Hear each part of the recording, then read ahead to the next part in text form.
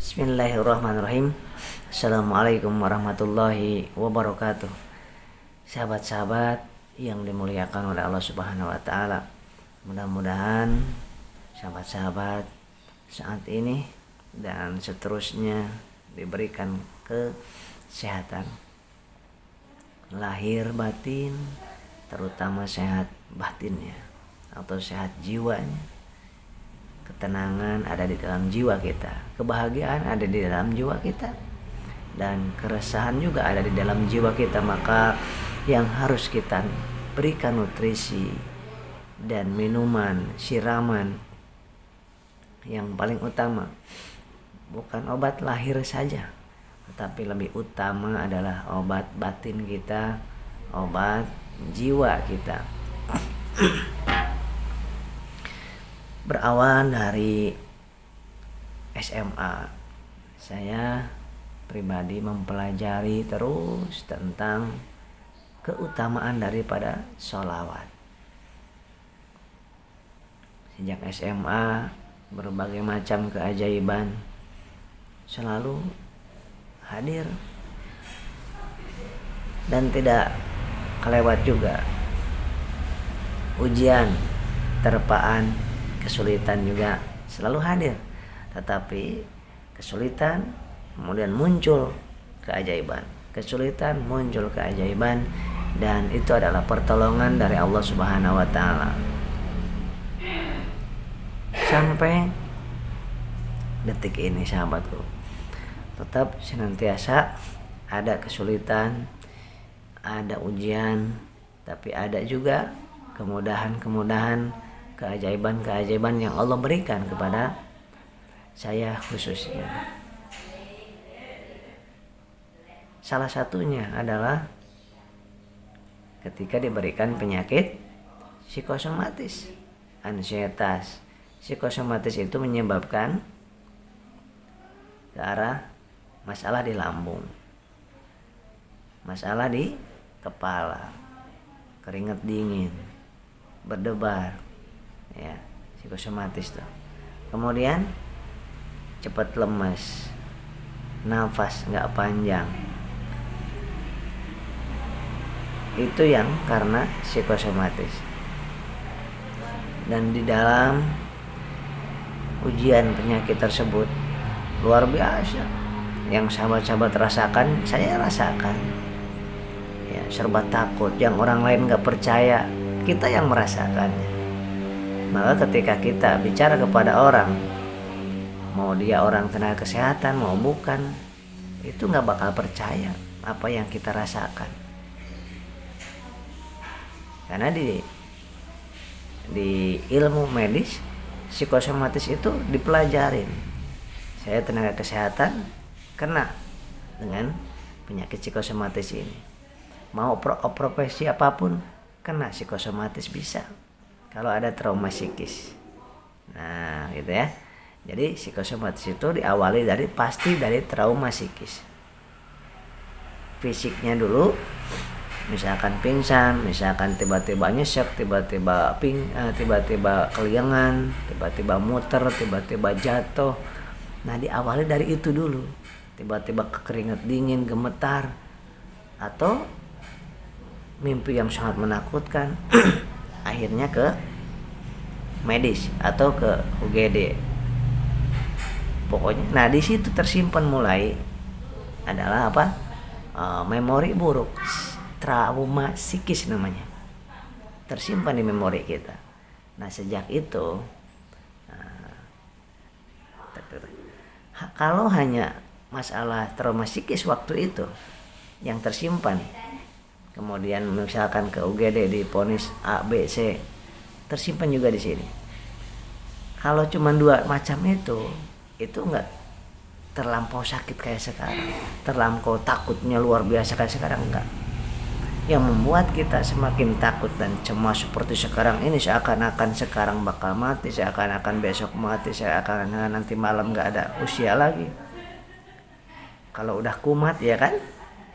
Nah, itu sesungguhnya bukan karena dua ini, tapi karena sesudah ini datang ke sini tanya ke sini, lihat di Google, baca di YouTube, kemudian cari di internet, cari di Facebook, terus tanya-tanya tentang kenapa saya, kenapa kok gini, kok gini.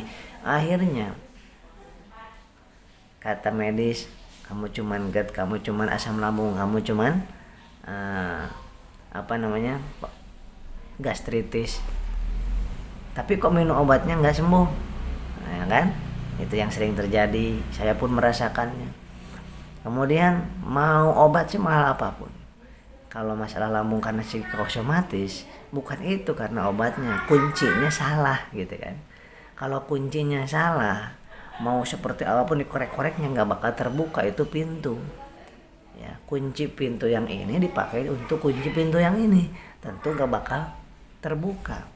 Nah itu biasanya psikosomatis tuh gitu, ngobatinnya harusnya di psikisnya 90%, trauma psikisnya harus diobatin tadi tuh.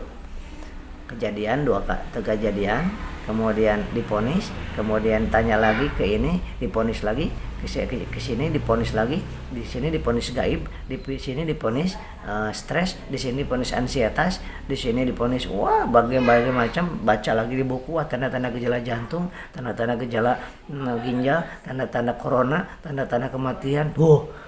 Ini baru 13 poin tersimpan di sini. Bayangkan kalau setiap malam kita cari-carinya 10 aja setiap hari, 10 informasi masuk ke sini.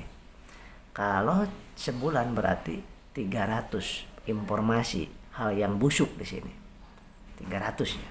Kalau 2 bulan 600. Kalau 3 bulan kita sakit gini, nyari-nyari terus, nanya-nanya terus, 600. Maaf, sebulan 300, 2 bulan 600, 3 bulan 900 informasi busuk di sini. Sementara selama 3 bulan itu jarang sekali kita baca tentang yang baik, mendengarkan tausiah rohani Islami jarang, zikir jarang, yang dibaca terus hal-hal yang busuk, yang buruk tadi, informasi-informasi tentang yang buruk tadi. Maka jangan heran itu yang banyak tersebut, yang di sini memori. Itu yang membuat semakin menakutkan, horor dan sangat mengerikan. Itu adalah karena kita betul-betul menyimpan memori busuk di sini, memori buruk. Yang saya selalu bilang comberan itu banyak banget di sini. Bayangkan tadi sehari 10 kita nyari-nyari informasi, searching, baik langsung maupun di dunia maya. Sehari 10, bahkan sampai jam 1 malam, jam 12 malam terus nyari-nyari kenapa sih saya ini, apa sih tanda-tanda ini, terus di sini. Sehari 10 informasi, maka ini ada kanker, ini ada ini, terus masukin sini 10, maka 3 bulan itu 900 informasi yang banyaknya salah.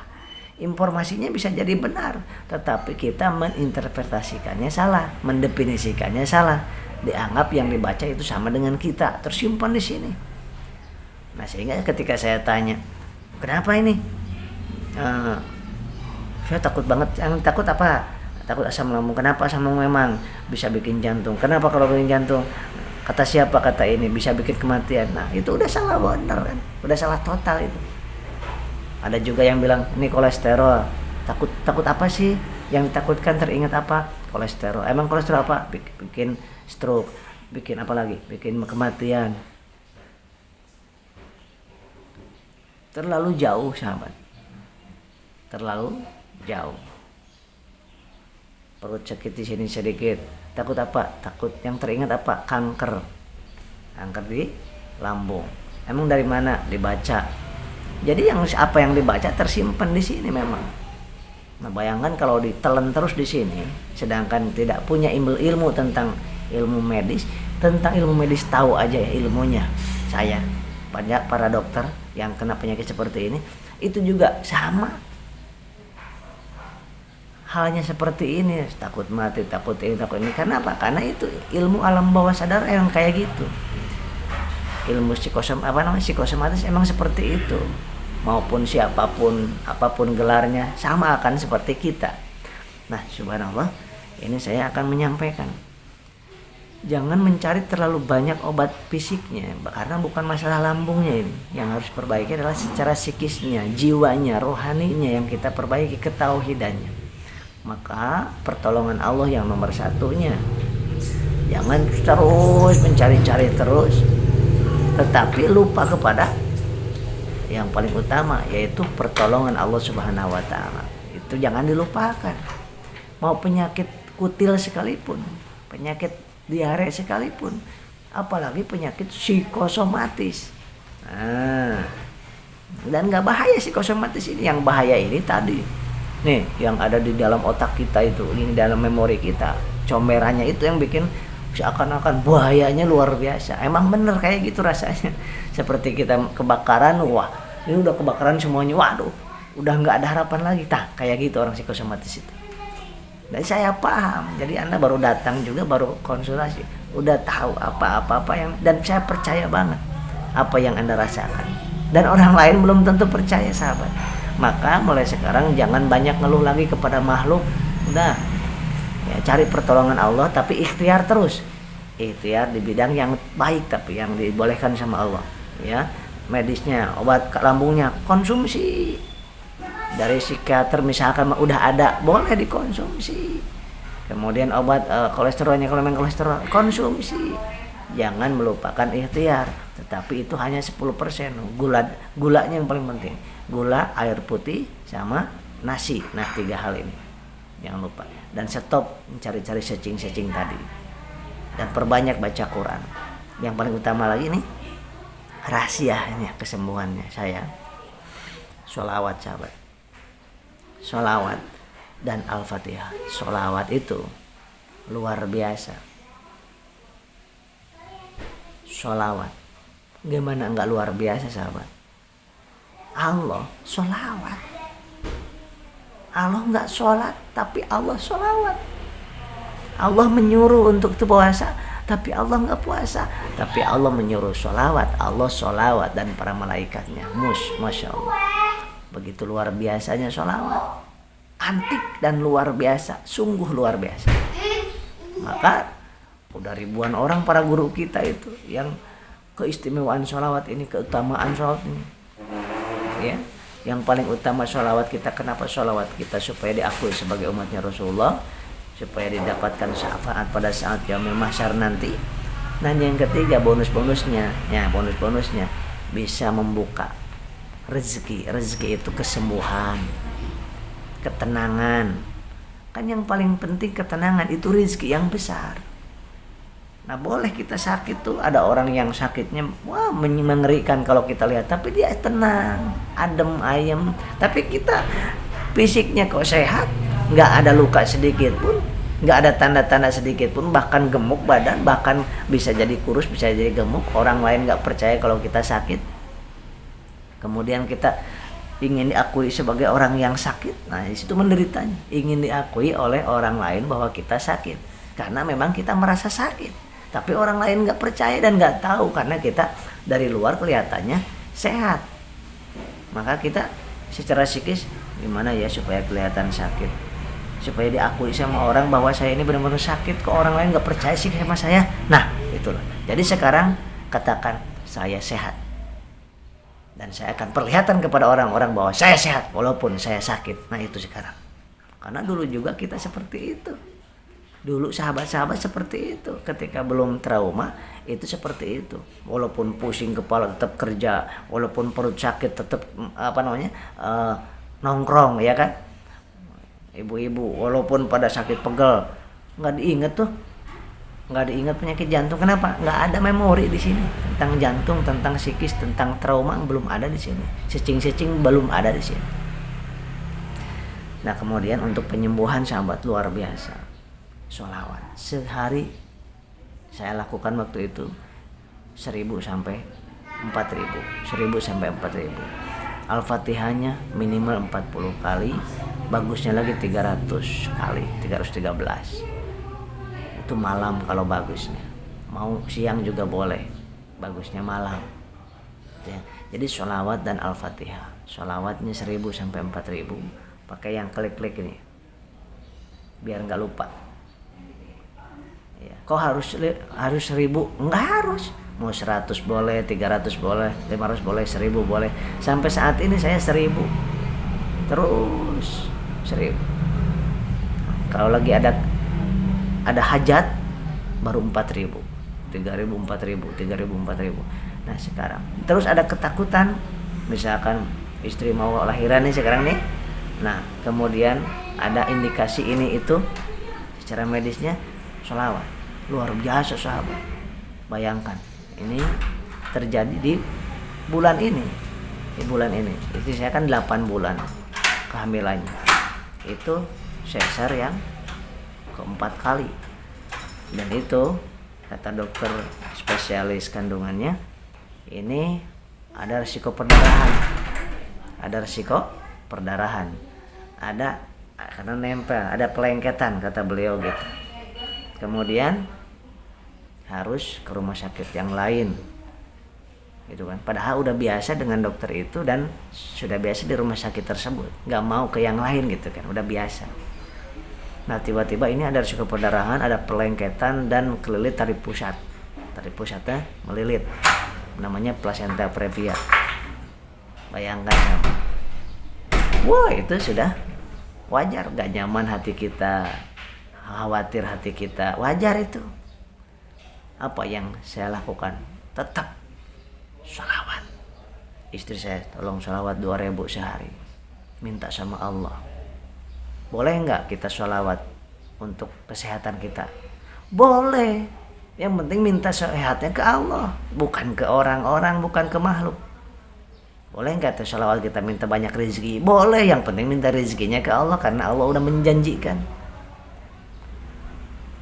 Boleh nggak minta kaya karena dengan sholawat? Boleh, yang penting minta kayanya ke Allah. Termasuk kita minta dibukakan jalan keluar, dirubah takdir yang jelek menjadi baik dengan sholawat. Boleh nggak? Boleh. Yang penting mintanya ke Allah. Maka yang terjadi, wah, nanti 2 minggu lagi kontrol lagi katanya gitu. Kemudian terus ya Allah, sholawat sedekah terus seperti itu ya. Nah, saya sama istri terus tidak kurang dari 1.000, kadang 4.000, 3.000, 2.000, kurang nggak pernah kurang dari 1.000, 2.000, 4.000, 2.000, 4.000 seperti itu. Sholawat terus. Sholawat tuh nggak harus ada yang bilang gini, aduh saya lagi sholawat harus ngasuh anak jadi terputus sholawatnya. Loh gimana? Jangan lewat sini, silakan. Jangan lewat sini. Jangan pakai mulut, tapi pakai hati. Kalau pakai mulut ya Allahumma sholli ala sayyidina Muhammad wa ala sayyidina Muhammad. Sebentar ya, kalau ada tamu berhenti dong sholawat. Terus ada anak nangis, sebentar anakku, berhenti sholawatnya. Nah gimana supaya nggak berhenti sholawatnya walaupun kita bicara? Ya sholawatnya pakai hati di sini deh. Setiap nafas sallallahu alaihi Muhammad.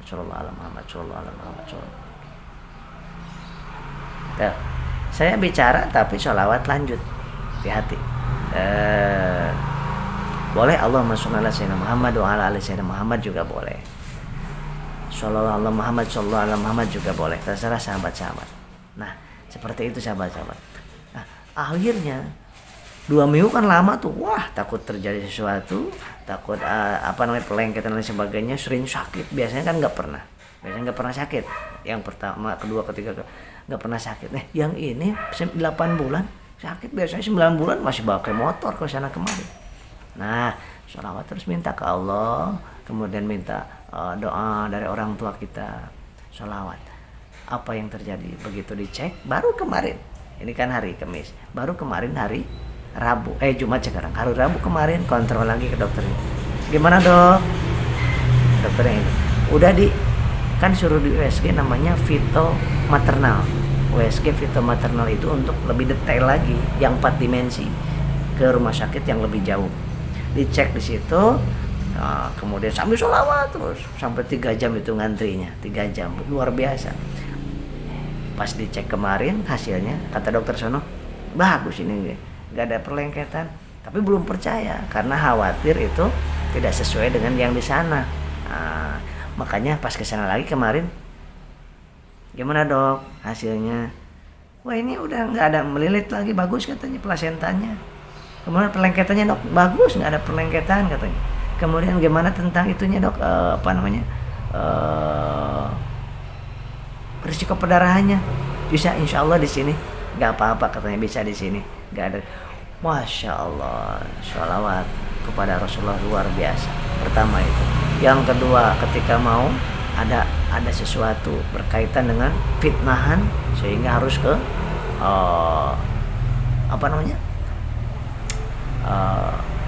fitnah 20 miliar, bayangkan. Itu juga dengan sholawat terus, sholawat banyak. Itu ada pertolongan Allah entah dari mana. Memang hidup ini harus sholawat. Pada saat sakit waktu itu udah kesana kemari, nggak ada mentor dulu, saya nggak ada mentor. Ke ahli medis ya, profesor waktu itu nggak ada, karena ngobatinya cuman fisik doang, psikisnya tidak diobatin. Ke hipnoterapi nggak ada, doa juga ya, tapi begitu disatuin sahabat, perlu sholawat ini satuin, ya Allah, begitu berserah diri kemudian sholawat, udah di situ ada pertolongan Allah. Dan bukan cuma 2-3 kali dalam hidup saya kejadian yang mengerikan, tetapi wasilah sholawat. Nabi Adam diampuni dosanya dengan wasilah sholawat. Kalau tidak sholawat, Nabi Adam tidak diampuni dosanya. Itulah menurut riwayat-riwayatnya seperti itu sahabat. Nah begitu juga banyak orang-orang yang harus diponis mati sama dokter, kemudian dengan sholawat, wasilah sholawat. Kemudian orang-orang yang kemudian harus kena kejahatan manusia dan jin, sholawat. Banyak sekali yang diberikan kekuatan oleh Allah, wasilah sholawat, mohonnya kepada Allah. Jadi sahabat-sahabat, sholawat bisa, silakan Allahumma sholli ala Muhammad wa ala ali Muhammad boleh, atau Allahumma sholli ala sayyidina Muhammad wa ala sayyidina Muhammad boleh. Kemudian sallallahu ala Muhammad wa ala ali Muhammad boleh, atau sallallahu ala Muhammad sallallahu ala Muhammad sallallahu ala Muhammad. Tapi kita belajar yuk zikirnya zikir di hati, sholawatnya dari di hati supaya enggak terhalang oleh aktivitas kita. Kita di motor di hati tetap, kita di kerjaan kita di hati tetap, kemudian kita sedang ngapain aja di hati tetap, bahkan sedang di di tempat yang kurang bersih juga, kalau di hati sholawatnya itu masih bisa, itu kan, itu masih bisa ya, karena tidak diucapkan di hati ya. Di hati luar biasa sahabat-sahabat. Yuk sholawat, sallallahu ala Muhammad sallallahu alaihi wasallam, sallallahu ala Muhammad sallallahu alaihi wasallam. Itu yang ketiga. Yang keempat, itu pada saat anak saya kena keselak bubur, waktu usianya kira-kira belum ada 2 tahun, setahun 2 bulanan lah kira-kira ya, anak yang ketiga. Sekarang udah 6 tahun, mau 7 tahun sekarang anaknya. Nah, waktu usia 1 tahun lebih sedikit, makan sambil gini, kemudian pakai dingkri, kemudian makanannya di bawah, maka masuk ke hidung dan masuk ke sini, masuk ke bronkus. Nah itu, langsung kejar-kejar gini, itu langsung pucat. Masya Allah, itu Pak, namanya aspirasi paru. Kalau di bidang medis, kalau orang udah aspirasi paru, ada masuk makanan ke paru, itu luar biasa. Nah itu saya sambil Al-Fatihah sama sholawat. Karena Pak, karena dimasuk ajak ke rumah sakit pun pasti diponisnya udah nggak ada nyawa. Itu sudah, aduh itu saya nangis sampai serahin sama Allah, kemudian berharap sambil takut dan berharap, kemudian sholawat sambil Al-Fatihah. Istri saya sudah nangis kemana, wah luar biasa, keajaiban muncul lagi ya. Itu pada saat itu anak saya yang 1 tahun lebih itu sedang ngapalin Asmaul Husna. Maka ketika saya sudah, kemudian sekitar 20 menit sholawat terus, kemudian sama Al-Fatihah, apa yang terjadi? Ya Rahman, ya Qudus, ya Qudus. Ada lagi sahabat, Masya Allah. Ini alhamdulillah, namanya Intan Nur Fatimah, anaknya udah hampir 7 tahun sekarang, alhamdulillah. Itu wasilah sholawat. Ini yang keempat. Yang kelima, belum lagi waktu kebakaran, belum lagi waktu nabrak orang, ketabrak juga pernah, kebakaran 2 kali. Itu sholawat luar biasa sahabat. Kebakaran, masuk TV waktu itu kan, di sebelah sini hangus, sebelah sini juga kehangus. Rumah yang saya tempatin itu cuman sedikit kena di bolongannya, padahal yang sini hangus, yang sini hangus. Kok yang tengah cuman kena gentengnya doang yang sedikit. Itulah yang luar biasa sahabat. Bukan kita yang hebat, Allah yang hebat. Cuman wasilah Rasulullah yang mulia. Sholawat kita kepada baginda yang mulia. Yuk, yang ingin sembuh, yang ingin cepat sehat, yang penting sembuh hatinya, sembuh jiwanya sehat. Nah, sholawat 1000 minimal. Ya, 1000 minimal. Enggak diwajibkan, enggak ya, jangan sampai salah paham. Enggak diwajibkan. Wajibkan diri kita untuk bersholawat. Nah itu karena suruhan Allah, ya ayyuhalladzina amanu shollu itu suruh sholawat, wajib, perintah itu. Bahkan kalau azan tidak ada Nabi Muhammadnya maka tidak sah. Kalau khutbah tidak ada sholawatnya tidak sah khutbahnya. Kalau sholat tidak ada sholawatnya tidak sah sholatnya, ya kan? Maka sholawat ini wajib, tapi hitungannya tidak ada yang wajib segini enggak. Cuman ulama banyak menyarankan itu 1000. Nah, siapa yang sholawat 1000 kali, maka apalagi hari Jumat, maka akan mendapatkan syafaat dekat dengan Rasulullah SAW. Sholawat 1 kali dibalas kebaikan 10 kali oleh Allah, dihapuskan 10 dosa, diangkat 10 derajat, ditambah 10 kebaikan. Kalau 10 kali, kalau 100, nah kalau 1000 bayangkan. Nah gitu ceritanya sahabat. Nah, baik sahabat-sahabat, silakan mau 4.000, mau 5.000, mau 10.000, luar biasa. Ya, lebih seperti itu, sahabat-sahabat yang dimuliakan oleh Allah Subhanahu wa taala. Berobat secara medis lahiriah, lanjutkan, jangan berhenti karena ikhtiar kita, tapi di jalan yang benar, di jalan yang diridhoi oleh Allah. Sholawatnya tagen aja. Dan stop itu searching-searchingnya, ya. Dan tanya kepada yang lebih paham tentang kolesterol itu apa. Kalau Anda tak baca di Google itu luar biasa, atau di medsos atau di mana, terus diartikan sendiri. Nah itu bahayanya di situ, mengartikan sendiri, menyimpulkan sendiri. Nah gitu ya.